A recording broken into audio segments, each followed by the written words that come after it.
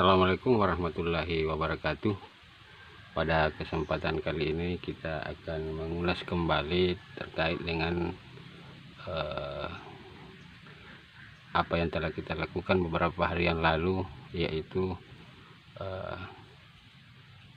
rendaman batu pasir kuarsa. Nah, setelah beberapa hari, airnya ini sudah berubah menjadi warna hijau tua. Kalau kita bandingkan dengan cairan yang kita gunakan sebagai bahan pelarut atau sebagai bahan pereduktor, adalah air dari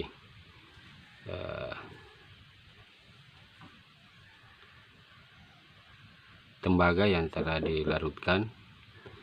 Nah, berarti kita bisa mengambil sebuah kesimpulan bahwa dalam batu pasir kuarsa ini mungkin telah larut beberapa macam jenis logam, apakah itu logam besi, seng, timah, dan mungkin masih banyak yang lain, sehingga airnya ini berubah menjadi warna hijau tua. Dan dengan kita merendam batu pasir kuarsa ini menjadi sebuah kesyukuran tersendiri bagi saya, karena sejak lama setelah kita melakukan aktivitas dokumentasi dengan membuat video di YouTube, sebenarnya saya sudah lama ingin merendam material semacam ini, cuman kesempatan untuk bisa mengambil material ini belum ada. Cuman secara kebetulan material ini tiba-tiba muncul di hadapan saya di saat saya jalan, makanya saya anggap ini adalah sebuah kesyukuran tersendiri, karena saya tidak ke lokasi tempat di mana material ini banyak berada, dan saya sudah bisa menemukan batu pasir kuarsa ini. Karena kenapa bagi saya ini sangat penting, karena sejak dari awal yang membuat saya merasa penasaran selama ini adalah jenis batuan yang ini. Dulu praktek-praktek kita sebelumnya, sebelum kita dokumentasikan ini, kita biasa membakar, tapi hasilnya tidak kita mendapatkan apa yang kita cari. Nah, sekarang setelah kita rendam, ada kemungkinan bahwa material batu pasir kuarsa ini akan bisa menghasilkan logam. Jadi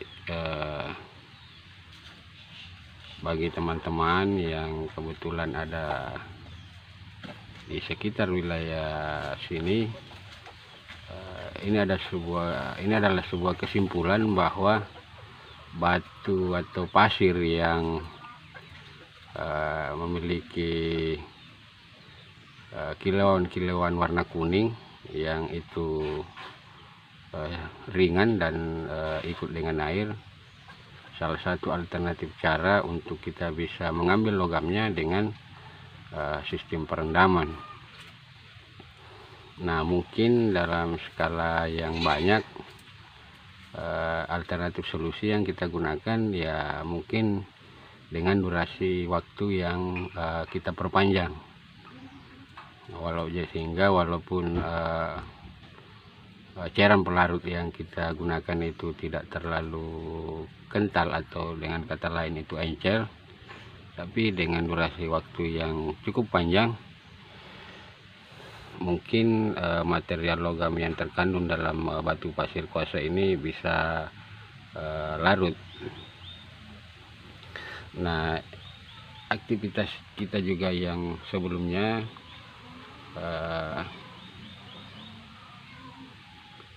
material lumpur endapan hasil rendaman, setelah kita bakar dan dicampurkan dengan kalsium dan kita rendam kembali, hasilnya seperti ini.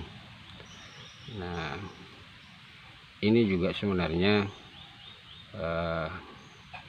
endapan lumpur ini sebelum-sebelumnya kita sudah rendam, sehingga mungkin material logam yang terkandung dalam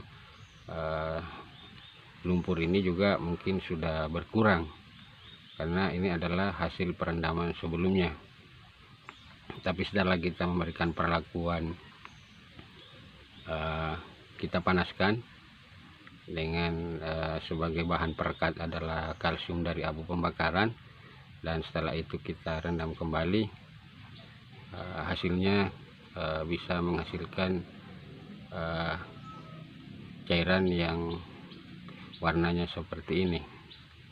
Nah, kalau kita mendasari pengalaman-pengalaman kita sebelumnya, bahwa cairan seperti ini mungkin ada kandungan logamnya. Nah, mungkin untuk kedepannya juga kita mungkin akan tetap menggunakan cairan tembaga ini sebagai pereduktor, karena kurang lebih 10 tahun yang lalu, sebelum saya mengawali kegiatan-kegiatan semacam ini, saya ketemu dengan seorang kepala sekolah, sekarang sudah almarhum. Beliau mengatakan bahwa kalau kita ingin mencari logam, maka alat yang kita gunakan untuk mencari logam itu dengan menggunakan logam juga.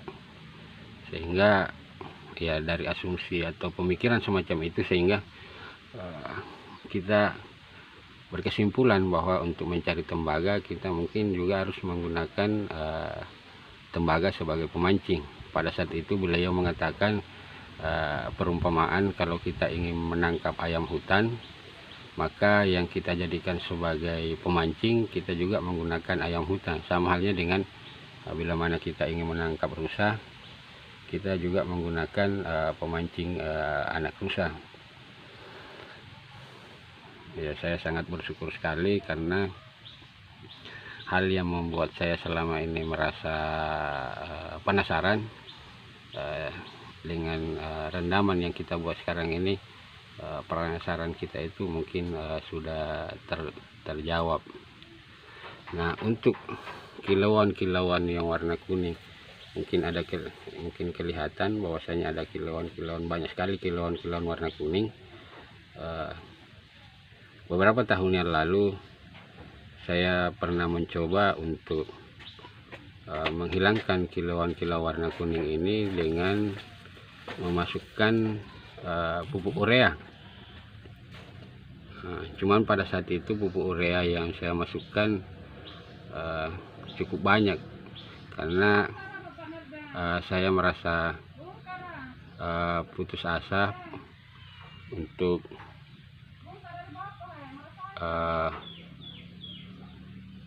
bagaimana caranya hal ini bisa larut. Nah, sekarang mungkin kita akan mencoba kembali mengulang kegiatan-kegiatan kita itu dengan menambahkan pupuk urea ke dalam cairan larutan ini. Nah, sekarang kita tambahkan pupuk urea.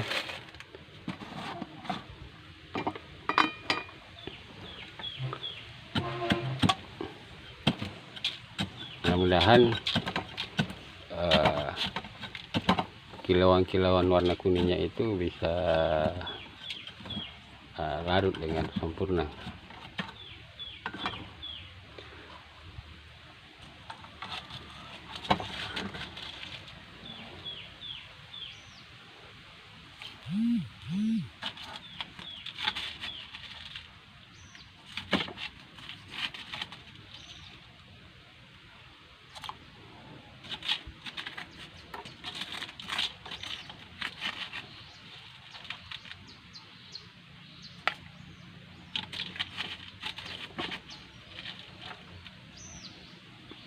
Ya, mungkin sudah banyak barangkali ini.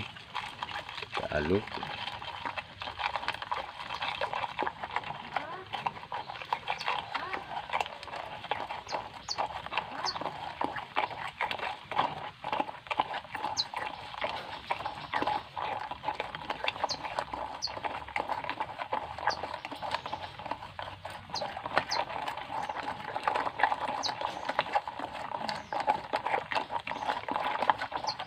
Ya, saya rasa sudah cukup.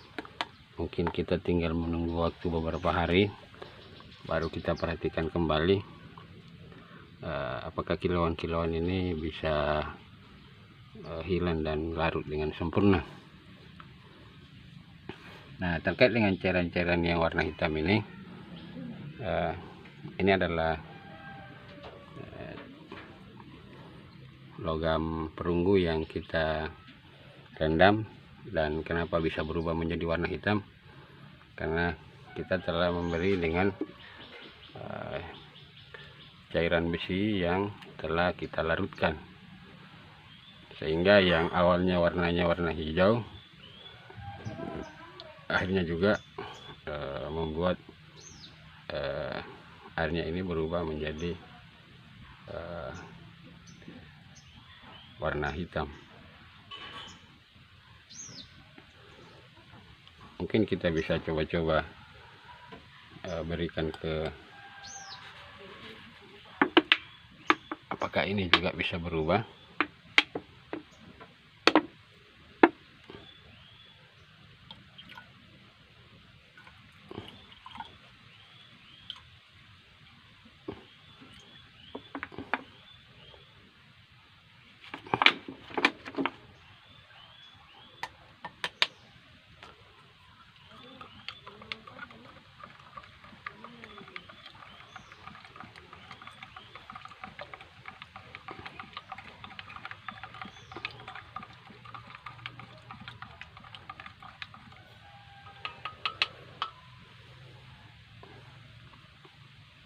Ya, nanti kita tunggu sampai airnya ini bisa atau jernih kembali.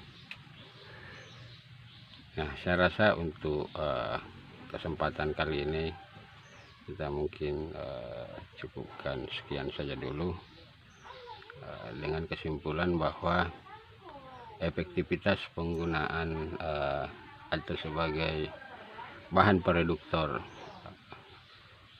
cairan tembaga itu mungkin dengan melihat hasil yang ada sekarang, mungkin kita bisa berkesimpulan bahwa itu bisa kita jadikan salah satu alternatif untuk bisa mengetahui atau lebih memperjelas lagi dalam material itu ada unsur logam yang terkandung di dalamnya.